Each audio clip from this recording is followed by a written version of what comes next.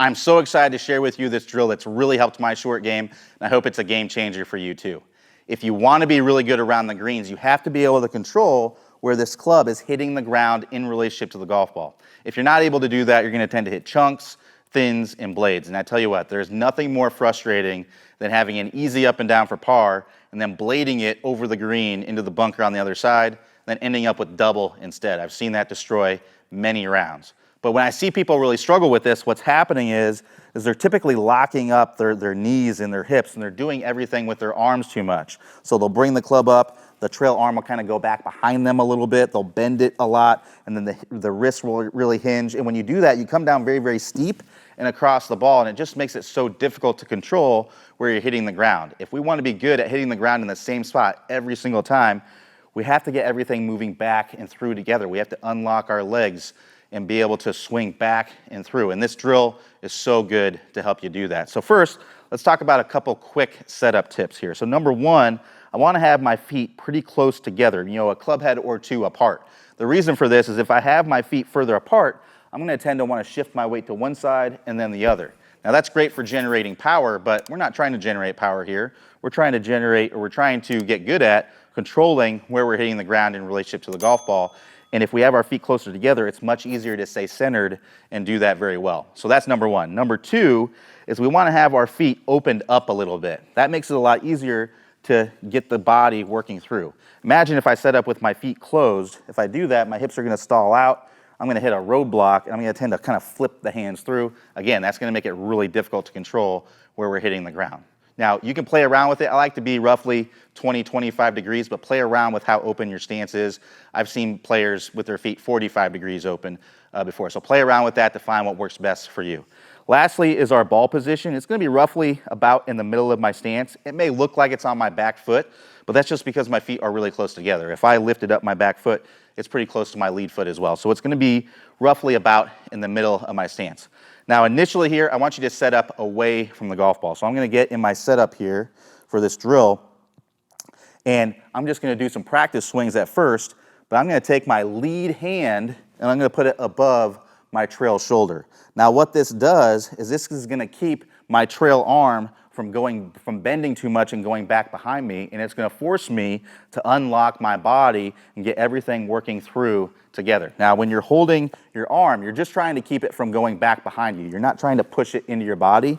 It's just kind of hanging there and keeping you from moving it back behind you.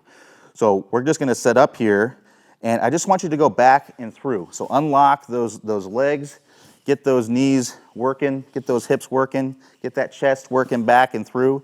And you're going to find that when you do this, it's so much easier to hit the ball or hit the ground in the same spot every single time. I'm looking at a little speck on the mat here, and I'm seeing that speck move every single time I swing through. So get a bunch of these in to get comfortable with this. And you can see when I'm doing this that my knees are moving around, my trail arm isn't bending very much, it's maybe bending a little bit, and my trail wrist is just hinging a little bit. So it may be something to get used to, but get used to this feeling of going back and forth. Now, once you get that right feeling, now we can step up and try to hit a ball here. So let's go ahead and get our normal setup. So again, feet close together, opened up, ball about in the middle of my stance, lead hand on my trail elbow. I'm just gonna go back and through here. So that was a very, very good contact, medium trajectory shot. Now, once you get really good with this, then you can start controlling the trajectory there. So that was kind of my stock medium trajectory. Let's go over what I'm feeling there. So I'm taking that normal setup, but when I'm coming through, I'm feeling like this club, when it gets about belt level, is staying parallel with my hands. It's at the same level of my hands.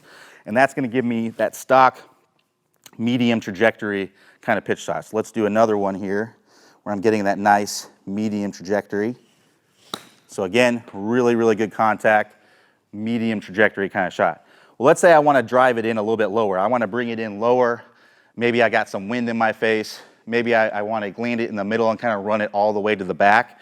Well, if I'm trying to bring it in really low, I'm going to feel like when I release that club is staying below my hand when I get to that point. So when my hands get up to about belt level, that club is still below my hand, and that's going to allow me to de-loft it as I'm coming through.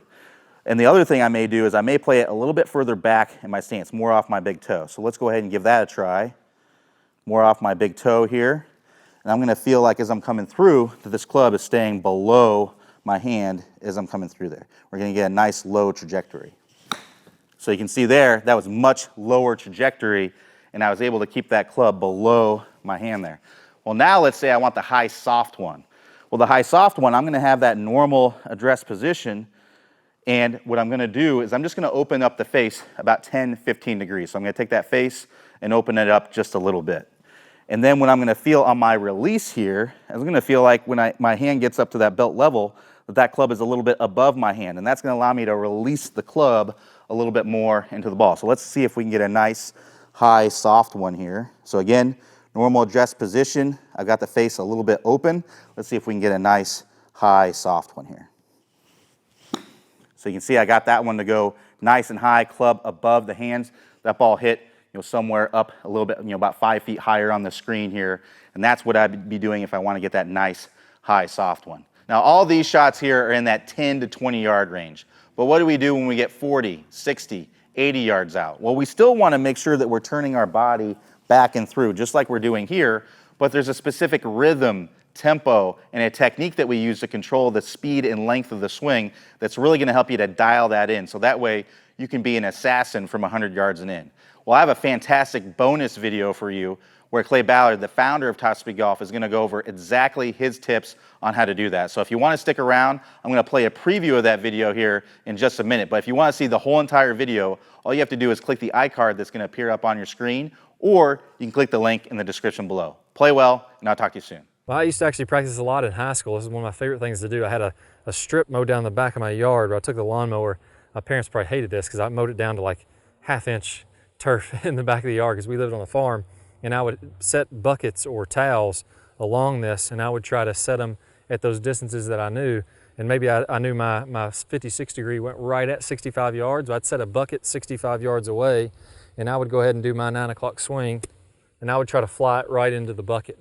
And I'd get to where I could tell for sure if I was going to be a couple yards short or a couple yards long, just because it gets so ingrained when you get the rhythm and the finish the same every time. We can use different length backswings to control the distance of our wedge shots. So for example, if we imagine that I'm a clock and 6 o'clock is directly down, my wedge would be at 6 o'clock, or my arms would be at 6 o'clock, I can go back to a 7:30 swing and I can have the same finish and hit at a certain distance, or I can go back to 9 or 10:30 and swing through to the same distance, and that's going to control, or the same finish point, and that's going to control the distance that my wedge shots are going to fly in the air. And I've got to keep that rhythm and that tempo very, very consistent. If I vary my tempos, I can hit at all kinds of different distances. So for example, I could have a real quick tempo 7:30 swing and probably hit this 90 yards.